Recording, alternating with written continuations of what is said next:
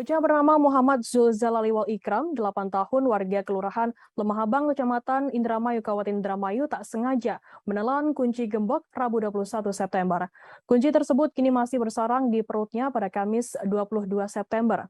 Di Rut RSUD Indramayu, Deden Boniko Suara mengatakan Zul diantar ke rumah sakit pada Rabu 14 September lalu sekira pukul 23:30 waktu Indonesia Barat.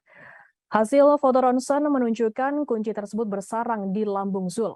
Meski tak mengalami gejala serius, kunci tersebut harus dikeluarkan melalui operasi.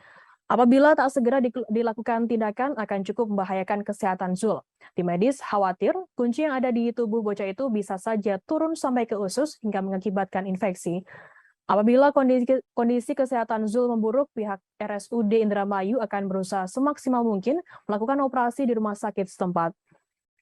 Deden mengatakan operasi belum dilakukan karena Zul belum memiliki BPJS. Untuk berobat, ia menggunakan surat keterangan tidak mampu atau SKTM. Surat tersebut tidak bisa digunakan untuk berobat di luar wilayah Kabupaten Indramayu.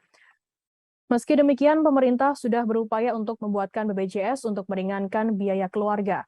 Namun kemungkinan BPJS tersebut baru bisa digunakan per 1 Oktober 2022. Bocah tersebut juga akan dirujuk ke RSUD Gunung Jati, Cirebon.